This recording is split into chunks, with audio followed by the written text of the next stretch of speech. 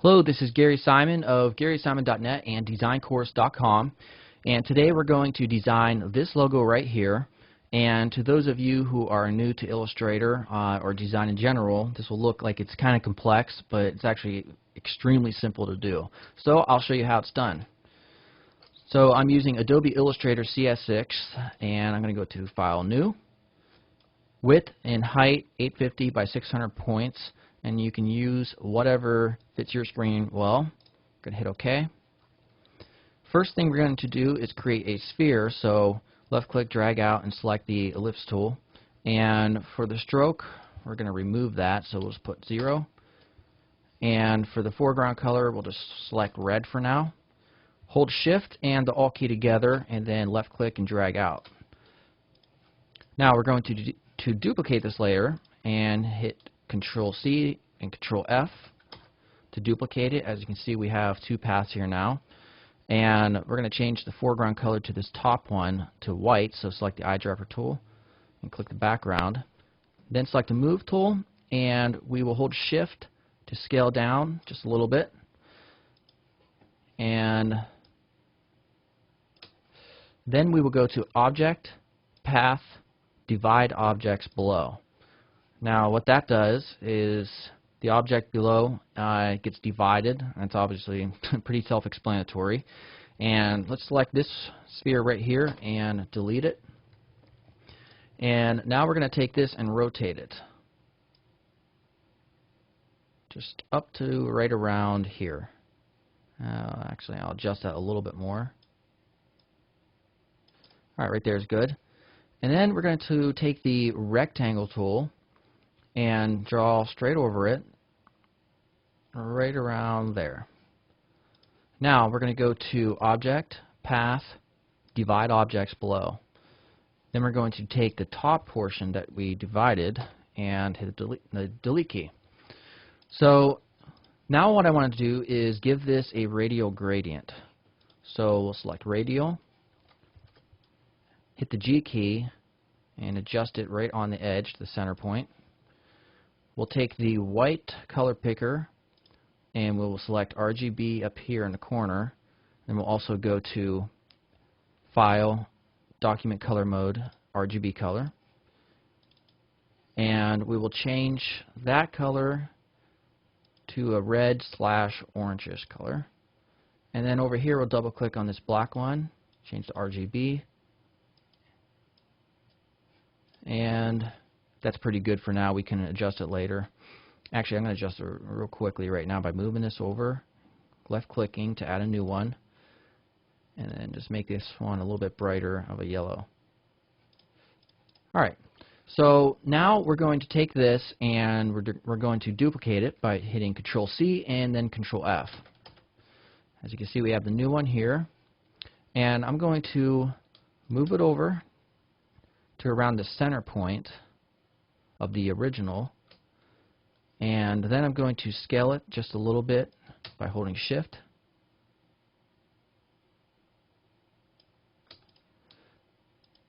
Okay, and then I'm going to select this top one, Object, Path, Divide Objects Below.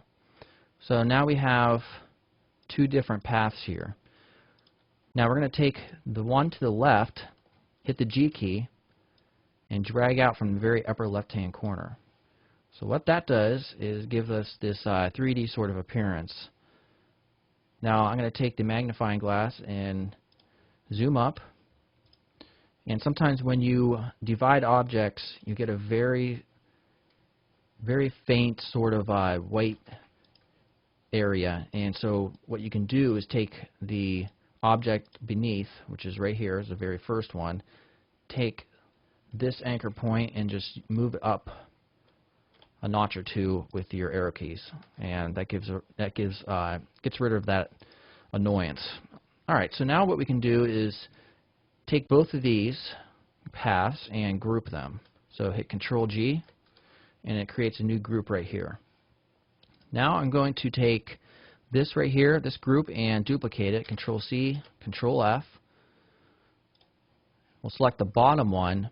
And if you don't want these blue lines and these anchor points here, you can just hit Control H to hide those.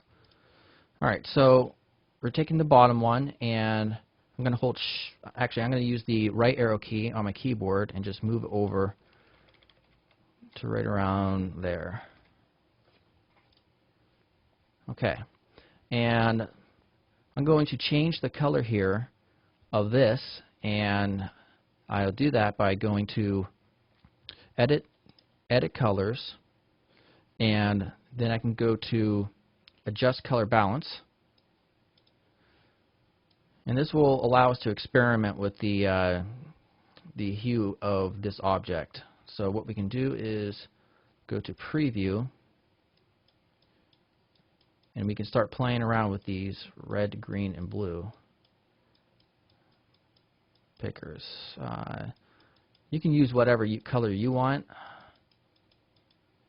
I think I'll just go kind of like with a yellow color right there, and then hit OK. And then I'm going to take that one right there and duplicate that again. Control C, Control F. Select the one at the bottom. Use my right arrow key. And we're going to change this color. So go to Edit Colors, Adjust Color Balance. Put this up here. Hit Preview.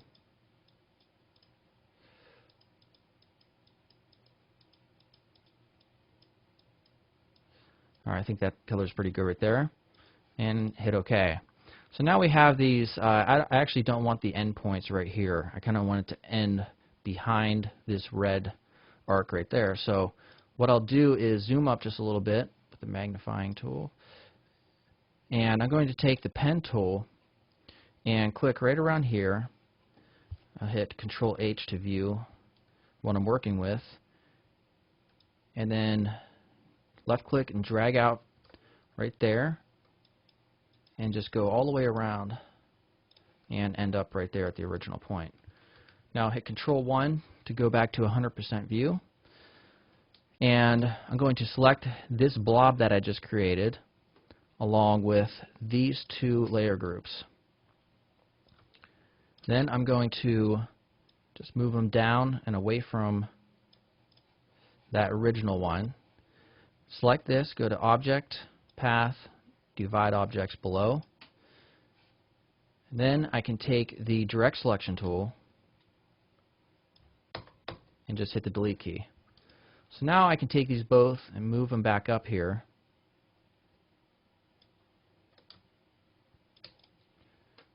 And that gives us that effect. Alright, so now I'm going to take the Type tool with a black foreground color, and I'm just going to type right there. I just kind of made up this name for the tutorial. Select the Move tool and hold Shift and drag it up.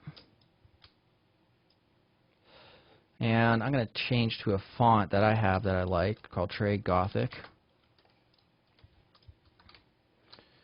And take the letter spacing in a little bit, maybe size it down.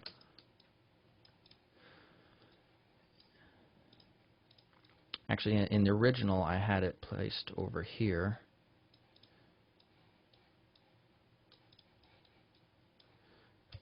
Hit Control, Shift, and O to convert the text here to outline.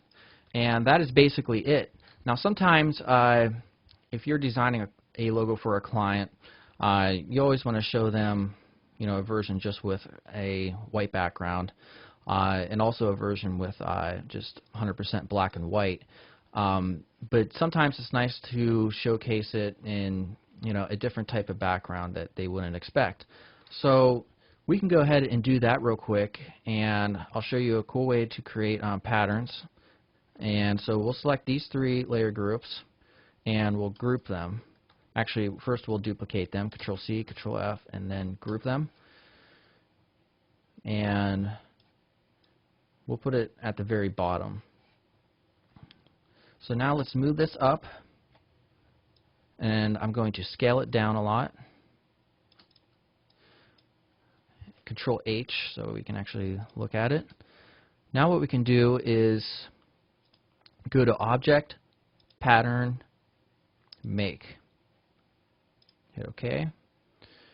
Alright, so now we're in this new pattern edit mode, and what's really cool is we can make changes here, and I'm first going to select all three of these groups and group them again. And now we can also, let me move that over real quick, and these are our pattern options.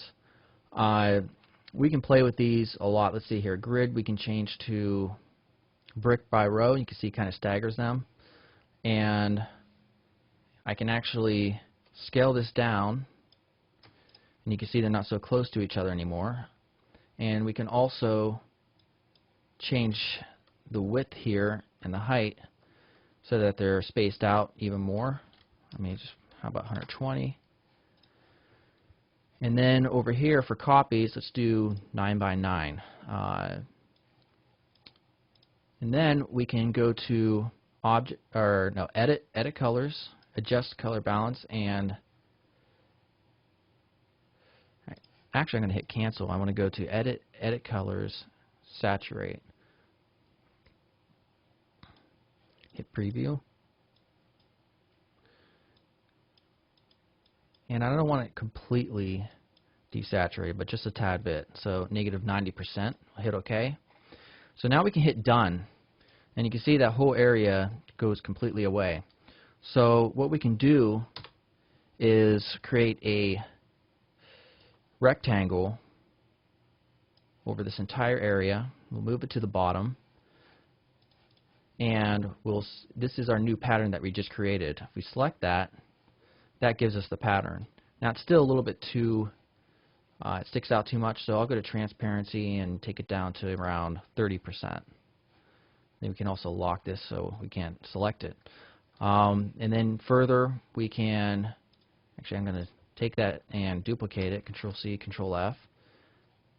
We'll lock that one, and we'll give this a gradient, a radial gradient. And I'll change this to white, change this one to a gray,